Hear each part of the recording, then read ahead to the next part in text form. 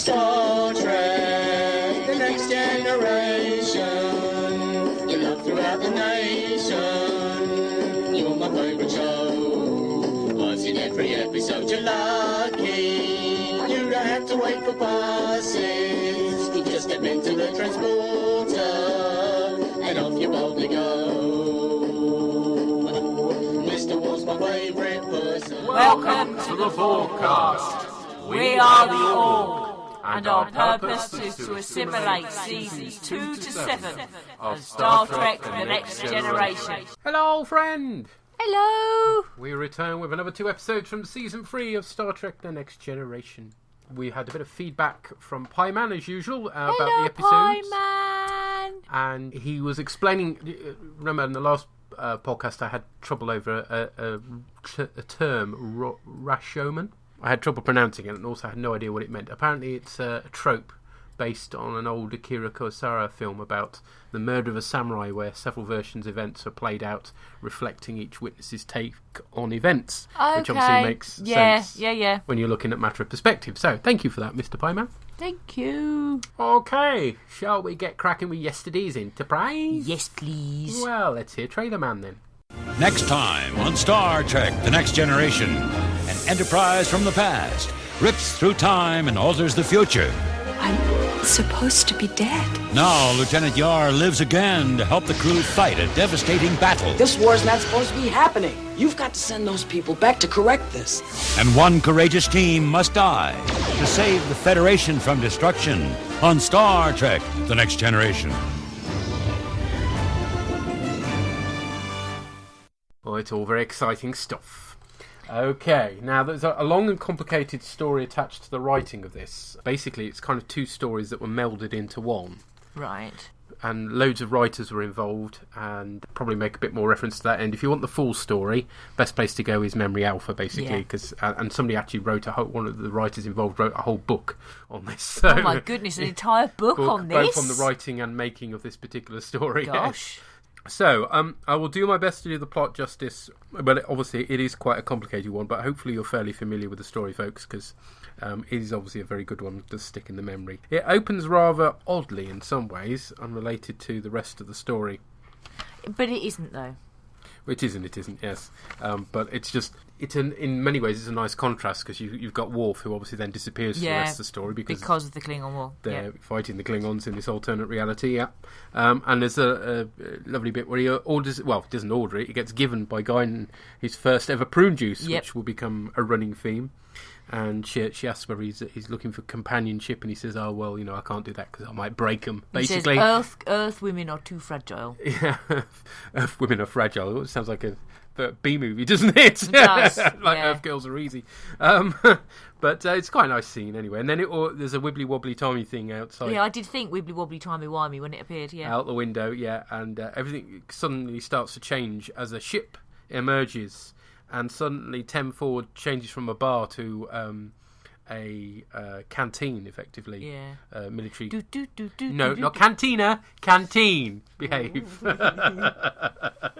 With sort of long tables with the uniforms. Everybody's changed, look a lot more military than the usual Federation uniforms. Everybody's got phasers on, and Guinan's still there, but looking very troubled, and she's aware that there's an issue. And we go to the bridge and we see that Yar's back, so that's obviously a big change as well, now with very slick back hair. And then the NCC 1701C comes through the rift. Oh, joy. Now it's time to get anal about spaceships. Woohoo! Took a trip on a Gemini spacecraft and thought about you. I love the design because it nods back to the B, which is an Excelsior class ship, but as well as looking forward to the D as well. It's got sort of designs from both nicely put together, so it's a very nice ship. Very nice. I'd rather like a model of that one. Anyway, we find out after the teaser that the ship was lost, presumed destroyed, and the captain of the ship, who's Captain Garrett, so our first female captain of an Enterprise, about time, sends an SOS, which is picked up by the D, and they realise that they're dealing with previous Enterprise. It's one that was believed lost in battle, was lost without trace, and now it's suddenly turned up. So the question suddenly becomes have they travelled in time? And when we do cut to the ship on board the sea, we see that they've got the kind of the movie uniforms, the red, very naval-looking uniforms, except they're missing the vests. They're missing the white bits, aren't they? Exactly, the collars from the vest and the vests underneath. Also the belts as well, which looks very odd, because they've got what do you call those belt holder things at the back? Belt buckles? No, belt buckles is what you do a belt up with. Whatever it is that holds your belt up onto your trousers, without which your trousers would fall down anyway. They're missing the belts, which looks odd, but there you go. No idea why they did that. But they probably just got the movie uniforms and took the belts and the white bit out. Yes, but why? That's the question. Because it saves money rather than designing a completely new costume. No. Why? But why leave out the vests and the belts? To make it look like time has moved on since the movies. That's an argument, I guess. And it is something they stick to as well, because I'm sure there's a later episode where they show Wes's dad, and he's wearing exactly the same gear, and when they show Riker in the past in that Q episode, and Picard in the past in that Q episode, where he fights the Nausicaans. He's again wearing just the top bit. So it's they're consistent about it, but it always looks odd. There we go. I didn't think it looked too bad until Castillo turned round and you could see the bit at the back where the belt was supposed to feed through, and you thought, what? But from the front, I think it looks fine. Anyway, I shall stop concentrating on such unimportant details. You went on about it later on, the uniform, noticing the cuffs. What do you like? I notice these things, ships and uniforms for some reason. It's just me. Hey-ho. Right. Okay. Riker leads an away team over to the sea, and they find Captain Garrett, who's injured, and Yar finds Lieutenant Castile, who's the helmsman, under a load of rubbish, basically. They have 9 hours to get the sea moving because the Klingons on the way, and in this reality, the Federation are at war with the Klingons. Guinan then comes to the bridge, which is obviously very unusual, and she tells Picard that nothing is how it's supposed to be. She's aware that reality has somehow shifted, and says that the sea has to go back. And that's kind of the central... I mean, they keep coming back to that again and again, and it runs all the way through the episode. He's like, I need more. There is no more. I wish there were. I wish I could prove it, but I can't. Then I can't ask them to go back. You've got to. Guinan, they will die moments after they return. How can I ask them to sacrifice themselves based solely on your intuition? I don't know. But I do know that this is a mistake. Every fiber in my being says this is a mistake. I can't explain it to myself, so I can't explain it to you. I only know that I'm right. Who is to say that this history is any less proper than the other? I suppose I am. Not good enough, damn it! Not good enough! I will not ask them to die. 40 billion people have already died. This war's not supposed to be happening.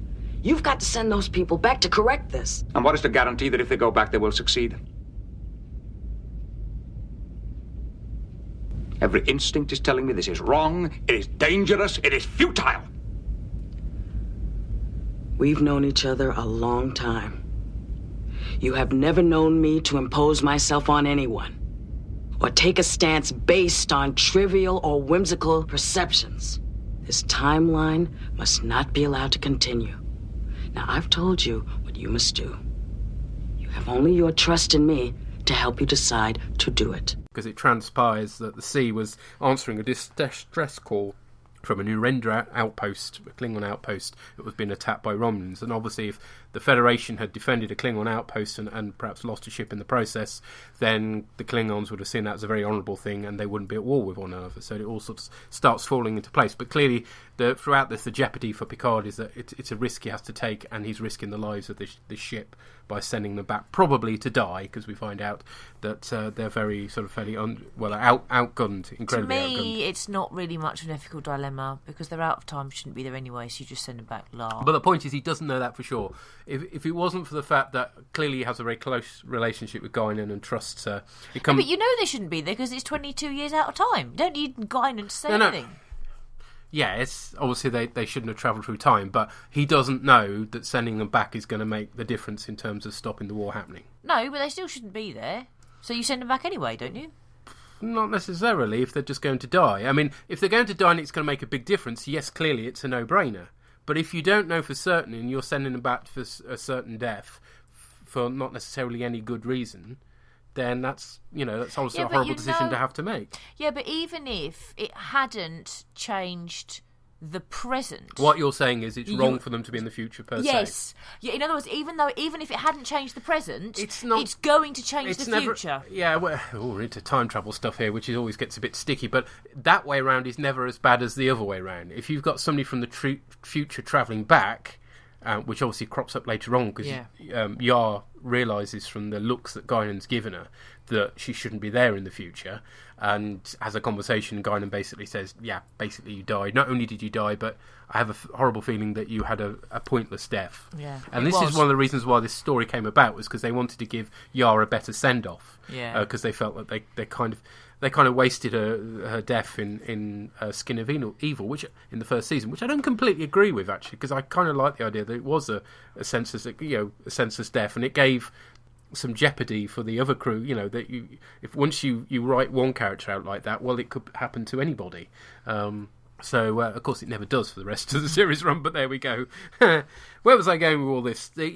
So the idea was to provide a story that gave Tasha a better send-off. And they had another story about an alternate future situation with a war with Klingons, so they basically fused them together in a big writing powwow to come up with it. And ironically, I thought this was going to turn out to be a pile of poo, because it was a rush effort, I think, over a Thanksgiving weekend. Oh, right. And all the writers were a bit unhappy to be away from families, understandably, but they ended up producing this amazing piece of work because, as a story, it's gripping all the way through. It's very tense, and it does circle around this big decision that Picard has to make. One of the interesting little things is that constantly Riker is sort of questioning Picard's judgment on this and other issues as well. It's clear that this alternate universe, Riker and Picard don't get on anywhere near as well as they do in the actual universe, which is kind of a nice change, really. Yeah, Riker needs a slap in the alternate one. He does come across as a bit arrogant, doesn't he? Yeah. Yes, but that's good. That's fine. It's nice to have a different picture, and it's not all Riker hasn't got a beard. The equivalent of the Spock. That would have been a good thing to do temporarily. Alternate Riker, no beard. He's a twat. Little difficult to pull off, but yes, I can see where you go with that. But obviously, in the original series and picked up by Deep Space Nine, you've got the whole mirror universe thing. Yeah. This isn't quite the same, which is nice. It's a departure from the usual approach to the parallel universe in Star Trek. Yeah, because I like the fact that it's not an exact opposite. No. It's just a bit different, which fits much better with multiple universe theory. Yeah. I was going to go into the plot a lot more detail than that, but I don't think I'm going to, because that kind of covers the broad stroke of it all, doesn't it? I mean, the bottom line is Garrett ends up dying when they come under attack for some Klingon birds of prey. And so now Castile, who's going to have to command the ship, Yar, because she knows she's going to have this pointless death from Guinan, volunteers to go with them on the basis she's got nothing to lose, and at least she can go out with a bit more of a bang this time. And so she is going to be on tactical. And then, we get these three birds of prey turn up, and the Enterprise D has to basically stop them getting to the sea. This is the only bit of the episode that I don't like. And suddenly it's like somebody slows everything down. And it's like, I've never seen birds of prey move so slowly. It's just that the sea is sitting in front of the wibbly-wobbly timey-wimey. Moving at an absolute snail's pace. Now, if they'd have said at some point, the engines aren't working properly, we've literally only got manoeuvring thrusters rather than impulse drive. But I didn't catch them say that at any point. So you do wonder why it's crawling so slowly, considering the urgency of this all, clearly. And at the same time, you've got these three birds of prey that are moving so slowly around the D that it ought to be able to very easily wipe them all out very quickly. It's really, whether the effects it was difficult to pull off at speed, I don't know, but it looks bad, sadly. It's not the greatest space battle ever. I was kind of looking forward to it, and it doesn't quite deliver, it has to be said. I mean, the tension delivers in terms of the human interaction, and I guess that's always where the Next Gen kind of, succeeded better. The effect shots up till now have been very good, but as I say here, they look good, but they're just too slow. Is the bottom line. But I do like the way that all the sets and everything are done. The alternate Enterprise, I really like the inside, how it's different and yet the same. You've got Picard's command chair is on its own. It's not surrounded by a number one, and obviously Troy isn't on board either. They've got no need for a counselor in a battle situation, they clearly feel. And so he's kind of raised up in a much sort of throne-like approach. And there are then sort of separate stations either side, further forward, that aren't normally there. And it's all a lot more darkly lit, which looks so much better. I kind of wish they did that all the time. And of course they do it in Generations. Yeah. And again, they raise the captain's seat in Generations as well. You know, it's the same Enterprise D, but it doesn't look completely different, but it does look very different. Yeah. And it's mainly the lighting that changes. And the uniforms look, a lot more battle military than normal ones do. That's obviously a very clever idea. And the characters are subtly different in many ways, although Data's much the same. But then you would expect that. Yeah, I guess so. But also, I mean, just like little touches like the tactical displays with all the Federation ships. You see things like that later on in Deep Space Nine. Yeah. But given how much earlier this was, I thought it was an impressive piece of work. Whoever put it together. You can tell that this is a Federation that's been at a war footing for a long while. And yes, it shows in the designs of things. Yeah, it's very good. The other thing that didn't really work for me, and this is probably just a personal thing, was the love interest thing between Yar and Castile, yes, because it did for me. It all seemed very rushed, and it was effectively love at first sight, which I've never quite bought into. I realise that some people have ended up on that and rolled with it, but so to speak, fortunate phrase. They didn't get a chance to do any rolling, but I don't know. It just seemed as it's unsurprisingly going to be in 40 minutes of television, very rushed. I don't really think of it so much as love at first sight. I hate to mention Babylon 5 in the context of a Star Trek podcast, but they do it on the Babylon project, yes, we can do it the other way around. Think Dodger and Garibaldi. Think about the tension of battle. No, that's good, but they do that better in Babylon 5. They do, yes. But that for me was kind of... And they make a whole thing of it, don't they? With what were you expecting from this Garibaldi? A long-term relationship? Well, yeah, so maybe a line like that, but again, there was not even time for there isn't, but that for me was in there in the fact that they only kiss when he ends up saying, we keep on saying goodbye. Yeah. It's not acted badly, don't get me wrong. I don't think it's a fault in the acting. I just felt it was all a bit rushed and unrealistic, and it was like, convenient for the sort of story beats rather than seeing something that was natural and you could see why she fell for him. I didn't see it as that. I didn't see it as being about any kind of long-term relationship, because I don't think that you would have that happen in that scenario. I think it was about making the most of the opportunities you've got. Mm-hmm. And living in a state of heightened emotion permanently as well. I thought that's how I read it anyway. Okay, yeah. So the sea goes back through the void. Suddenly, everything's back to how it was before, complete with Worf at tactical, and they've returned to the moment before the sea came out. And Guinan contacts the bridge and just asks if everything's okay. We cut back to 10 forward, and she's sort of smiling, clearly aware that everything's returned to how it was. But for some reason, Geordie's still wearing the alternate universe uniform, which is a bit unfortunate. Well, not with the metal bits, though. We don't see that, but he's definitely got the collars on his sleeves are wrong. It's not the sort of thing I noticed. I mean, I suspect it was literally they didn't have time to change it. Well, what I want to know, right, is how come you notice it on the telly and you never notice what I'm wearing? Uh-oh! Maybe if you spent all your time in variations of Star Trek uniform, I'd notice things. Oh, I see you're not wearing your belt today. That's wrong. You've got the wrong collar vest on to be in security. That's wrong.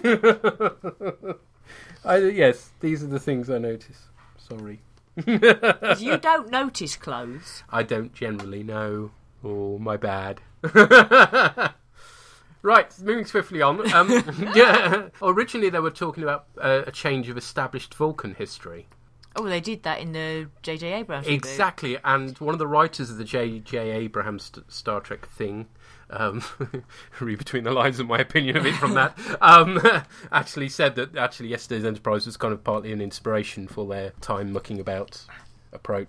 Originally, it wasn't just Riker that was going to meet a grisly end, because when they're attacked by the three birds of prey, there's a big explosion, and Riker gets quite decapitated, but it looks not far off. And I'll tell you what, Right? Do you remember me saying in that episode, Yeah. she's not dead enough? Yes. Right, That's dead enough for you, yes. So it can be done on Next Gen. Yes. So I was right. And the same with Garrett when she goes Yeah. as well. She's So got a huge chunk of was, metal in her I head. was right. They could have shown Yeah, it. and they did later on. Yes. See, no, I win. Well, apparently also Data was going to be electrocuted Oh.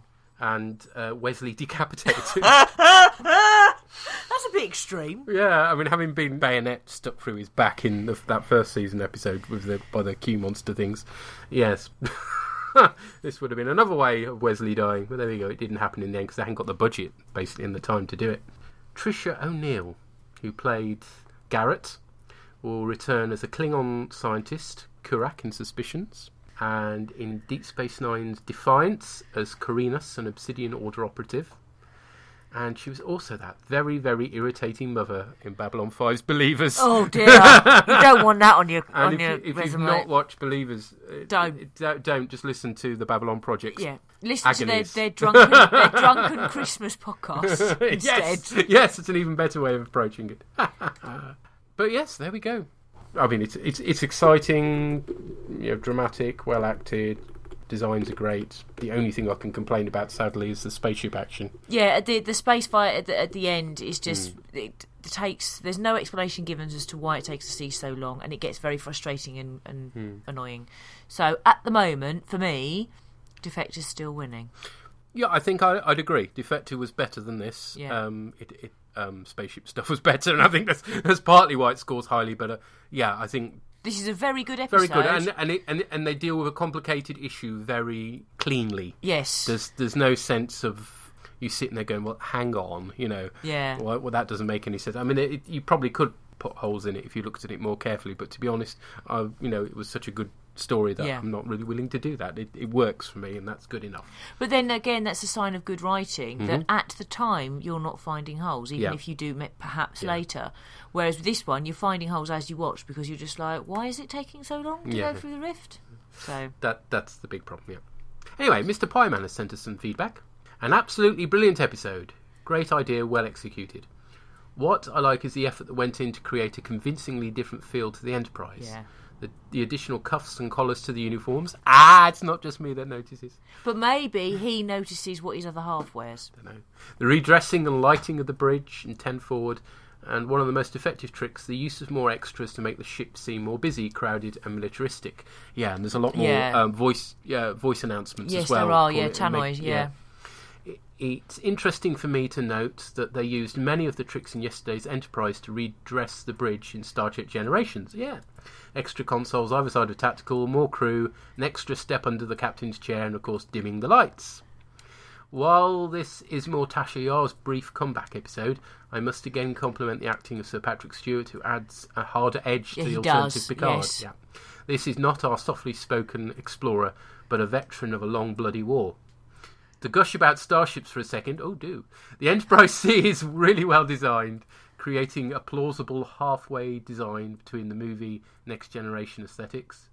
Finally, for I've gushed enough, the end battle is great, while not particularly fast and furious. I don't say. It is exciting, and they do a lot with the available effects of the time. Riker's death is pretty gory for tea time TV, and while it is a bit of a standard trope to kill off cast members in a timey-wimey episode, it is well done here. It also has a couple of kick-ass Picard moments with his speech. Let's make sure history never forgets the name. Enterprise. And the legendary "That'll Be the Day" response to the call to surrender. Yes, both of those are good. I also loved his vaulting over the console. Yes, as well. That was he cool. does a bit of action. Yes. As an interesting aside, there is a rather good Peter David book called Q Squared, which involves 3 alternate timelines colliding, one being the one we see in yesterday's Enterprise. I'm pretty sure I read that I back think in the I have day. as well. Yes, I did have a few of those books at one time. There we go. Well, thank you, Mr. Pieman. Yes, we seem to be very much in agreement over that. It's not me writing this, honest. I have a brother in arms. Excellent. So there we go. Yesterday's Enterprise, a predictably brilliant episode. Yeah. Now for the Offspring. I need more cider. Yes, let's hope it's not as bad as I remember it being. Next time on Star Trek The Next Generation, Commander Data creates an android child I have brought a new life into this world. But Starfleet's orders leave her an orphan. I want that android out of here. The child depends on him. And a deadly malfunction I am scared. threatens her life. I love you, Father. On Star Trek, The Next Generation. Okay, so The Offspring. I found this quite hard going. Mm-hmm. I don't know what you thought of it. Not as bad as I remembered it being. There were some lighter moments, some actually funny moments that made me laugh, but there are some basic problems with it. I don't know if we want to touch on that once you've just covered the episode a bit. Yeah, there was a specific aspect that meant I found it hard going, which I will come on to. The trailer says it all. Data creates another android who's basically his child. What the trailer doesn't cover so well is the fact that you've got this really arsey admiral from Starfleet who turns up, from Starfleet Research specifically. Admiral Bastard, as I've taken to call him. Yeah. Who doesn't seem to have read the outcome, the legal outcome of the measure of a man, and therefore doesn't seem to understand that... I mean, even Picard struggles to understand at the beginning that as a sentient being, Data has the right to procreate, and that Lal is not property. Mm-hmm. I mean, your basic plot is Data creates a daughter. Yeah. I mean, that's what it boils Well, down it's to. Data creates a daughter, and Starfleet wants to nab said Yeah. daughter as a piece of research in a lab to experiment on. The cynic in me immediately says they're trying to recreate Measure of a Man because they knew that was one of the best episodes of season 2 in many people's eyes, so therefore they want to do it again. And certainly the Admiral Bastard is a bit of a straw... What's the phrase? Straw man. Yeah. Sort of set up to be knocked down very easily. At one point, he makes a very good point, but unfortunately, it's nearly towards the end of the situation. The good point that he makes is that there are only 2 Soong-type androids anywhere. So having them both in the same place, particularly on a starship, is not a good idea. That is a good point. If it had said that from the get-go... That would have been very different. You would have been a lot more sympathetic to his cause. You But to begin with, it's very much, you can't trust Data, and, we want to... It's basically, it's just playing power games. Which, it's just... It's funny, isn't it, how the only nice people in the Federation appear to be on the Enterprise. Everybody else is an utter git. Yeah! Yeah. One of the things I liked was that in previous watches I hadn't really cottoned on to is the fact that Data transferred from his brain to create hers. So therefore she is his child. He hasn't just gone and made an android. He has taken of himself in order to create her. Head spunk. Effectively. Fine. The other thing, actually, that I really thought they could have done with this episode and explored in a really meaningful way, and they just didn't, and it was just rubbish, is that Lal initially doesn't have a gender. Mm-hmm. And Data says, Lal can choose her own gender. And then she just comes out with the line, gender neuter unacceptable. And I just thought, well, hang on a minute. Surely, by this stage in the Federation's history, bearing in mind how long it is after the original series, surely by now they will have encountered beings that are gender neutral. So why on earth is gender neutral unacceptable? They kind of will later on as well in a later season of it. I seem to remember their rather clumsy take on same-sex relationships a bit later on, but it just that she just comes out seemingly from nowhere, and again, I know not she only has... that, but Troy actually says once you've gender's very important, and once you've selected it, that's it. Which no, exactly. I mean, that's not the reality now, is it? I mean, admittedly, now we don't select our genders from the get-go, but surely there's no reason why she can't change. No, considering we can change, Yeah, when we're biological, she's an android. Yeah, android, it would so be that easier. all seemed very odd. So I found, because surely there could have been a really good episode in there about exploring gender identity. You're very right. Yes, and surely she could have remained gender neutral. Lal was chosen because it means beloved, but is a gender neutral name. So could he not have been Lal? I rather like the android design as well before it ends up choosing a gender. Still have it's worn quite clothes. Interesting. I mean, the poor person under that makeup, it was a bloke, suffered incredibly. Hard, because where the mouth is was actually quite lower down, so he struggled to breathe quite a bit. But yeah, no, that was quite impressive. And then it when chose that slightly odd looking. I know, and it's I just for me. There could have been there, bearing in mind when science fiction is at its best, it's exploring issues that can't easily be explored in a present-day context. It's taking things that are really contentious, and by setting them in the future, it can tackle them. And so, for me, that's a massive missed opportunity to explore gender identity. On the upside, it could have been worse. Lau could have chosen to look like a really rubbish Andorian. Well, yeah, that's true. Oh, my life, that was crap. Yeah. It was like a majorette. It was, actually. I swear the Andorians look better than that on the original series. Yeah. I think you're right. It was really shit. Little wonder they didn't show one again for ages. No. So, yeah, for me, that's a big missed opportunity. The reason why I found this episode a hard watch... Some of our listeners will know, but probably many will not. Our son has autism. He is fairly bright, in that there are certain things he is very, very good at. But an awful lot of social things are lost on him. And so this whole conversation that happens between Data and the teacher is the sort of conversation I had when he was in mainstream school.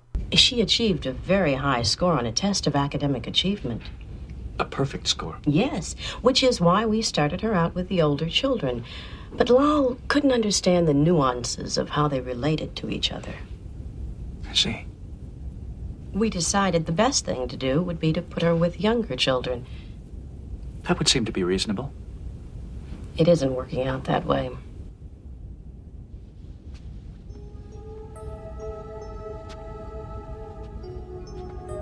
The children are afraid of her.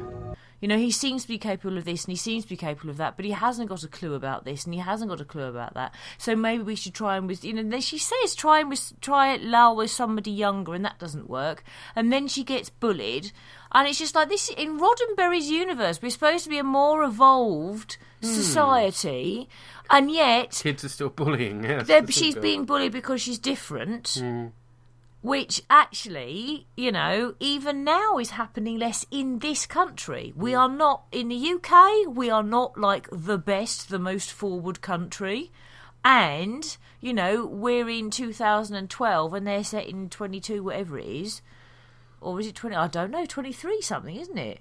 I don't even know, 20, but anyway.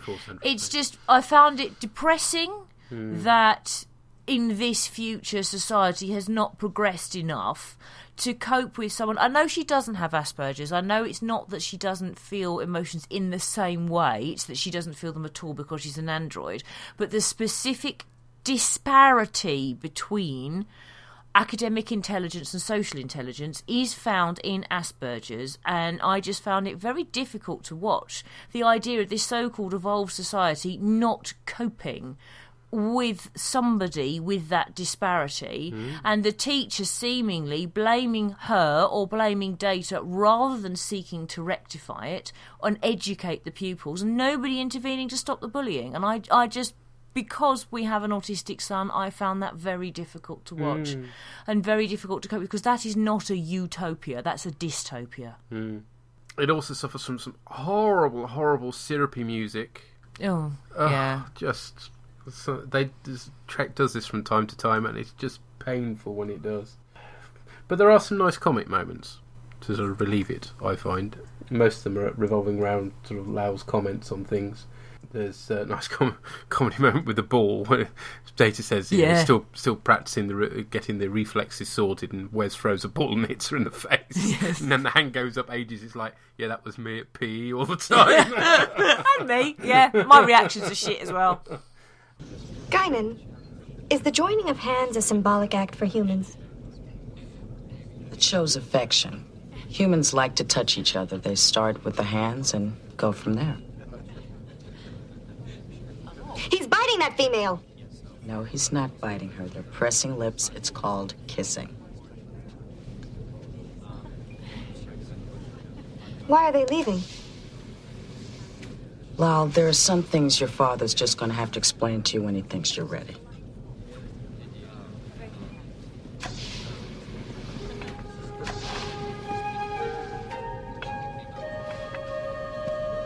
You're new around here, aren't you? Yes. Lal! Lal! Put him down. Commander, what are your intentions toward my daughter? Your daughter? Nice to meet you. I guess it's kind of obvious, but it was kind of fun as well, and Whoopi Goldberg sort of makes it, a lot more appealing. And that's a question I have to ask your father. Yeah, when I like the that. two leave. Yeah. The only thing I would say about Admiral Bastard is that I think the acting is a very good performance at the end. Yeah, no, it does. Of being genuinely moved by Data. He talks about Data's hands moving faster than the eye could see. Killed a bit by the music being over the top again. Yeah, but his acting but in is terms very of good. yes, yeah. Yeah, so it's not your usual complete, well, I suppose quite often it ends up the Admiral sort of coming around to people's views, doesn't it?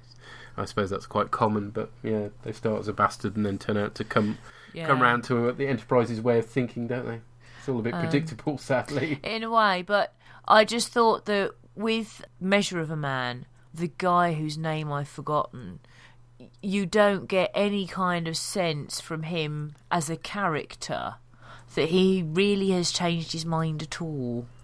He does. He says that he hopes to work with Data in the future, doesn't he? But you don't, in terms of there's not really an emotional anything, really. Yeah, well, do you know what I mean? Yes, he doesn't come across as a very emotional person, whereas this Admiral's like full of anger from the get-go, isn't he? Yeah. So I suppose it's different in that approach. But I just preferred it as an ending, that you've got the so-called baddie having, I suppose because they're human, they've changed their mind, but you can see in this guy he's changed his mind. You couldn't see it with the other guy. I think you could, but not as much. I'm sure I agree with that. I mean, again, we get your traditional Trek reset button, so Lal has to die because they can't have her still on the ship as an ongoing thing, which is kind of sad because that would have been kind of interesting, I guess. Although it may have got a bit boring after a while, but hey, we got Alexander, didn't we, as a recurring character later on down the line, so they went down that road eventually.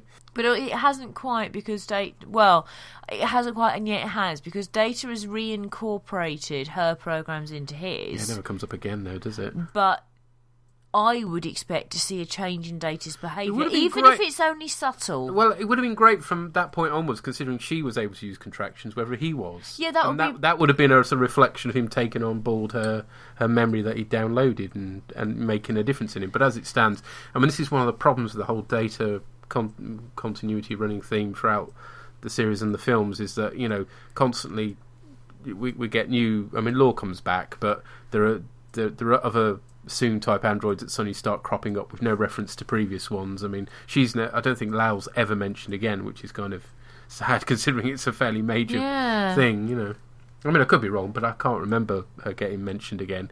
And you get that ridiculous B4 turning up later on, but again with no reference to Lal or anything like that. Oh, look, it's another, evil Data. Oh, it's just... Anyway, let's not get started on way down the line. Yeah. There's a nice scene with another comedy scene when Riker comes into 1040. Yeah. He's been off on a shuttle somewhere for most of the episode, so doesn't know about the origin of Lal. And of course, the real reason for that is Jonathan Frakes was directing this episode. It was his first stab at it. And as directorial debuts go, it's not bad. There's a very nice scene at one point where she's kind of shot from the ceiling, looking down in the conference room when they're having the interview between the Admiral and Lal, and so that was quite a nice look. But yes, Riker walks into 1040. It's after the conversation about kissing, and Lal just sort of grabs him, kisses him, and then Data walks in. And what are your intentions towards my daughter? That's kind of nice. Yeah, that works well. So the comedy stuff works well. The rest of it, not at all. I think, really, for the most part.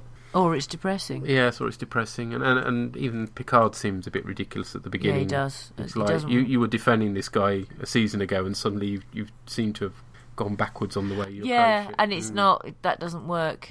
No, at all in that sense. And I think I would mind less if the future in Star Trek wasn't presented as a utopia with more evolved humanity. For the most part, but then it's glaring when they get something wrong. Yeah, I think if it was just normal, for want of a better word, I wouldn't have been... So if it had sort of happened around Deep Space Nine, where the characters seem a little more related to...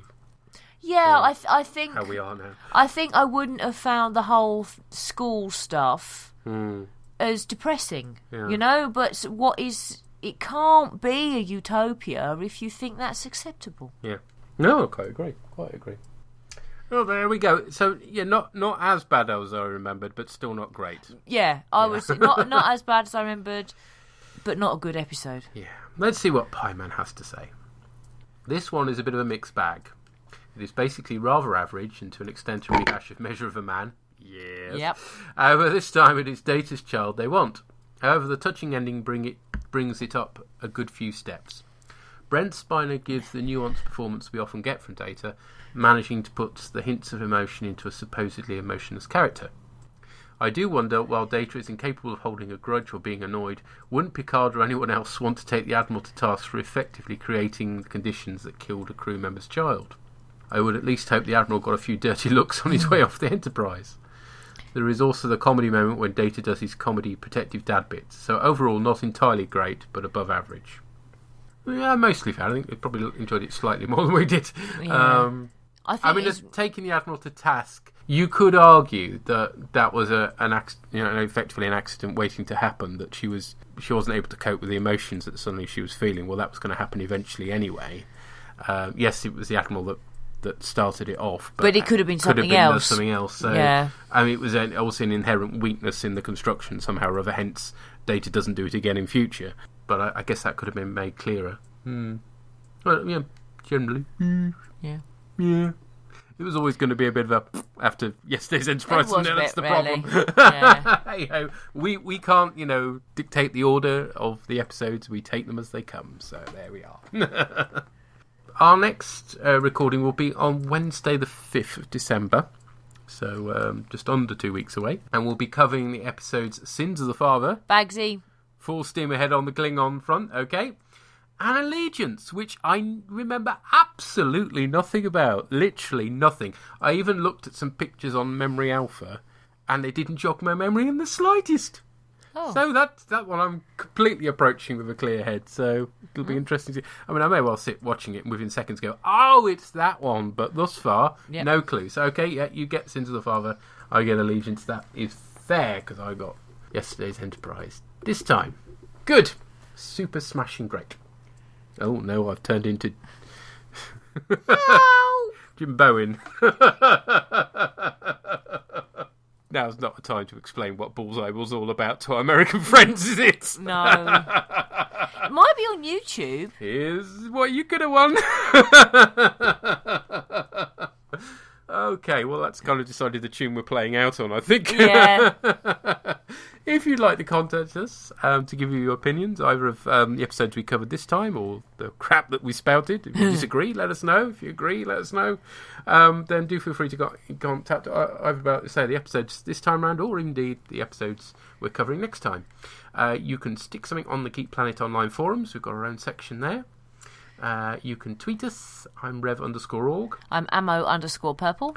You could visit our Tumblr site, which is bOrgCast.tumblr.com.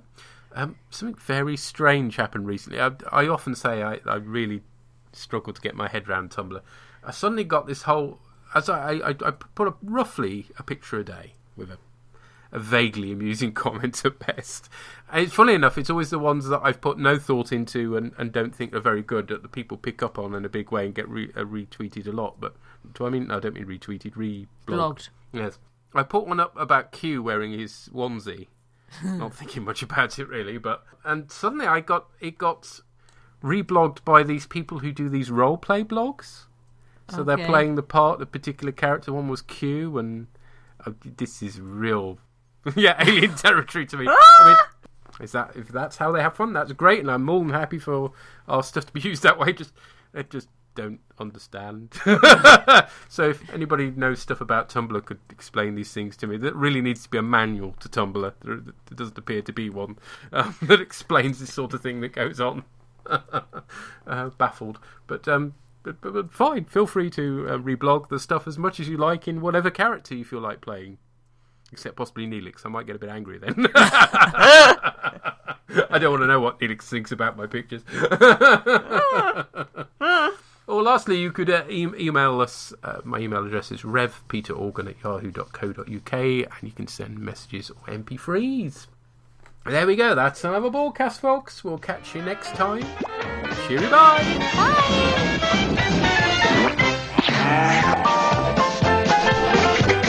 The BOrgCast is brought to you by those lovely purple people at Geek Planet Online. The song at the opening of this podcast was written and performed by Adam Buxton and is used with his kind permission.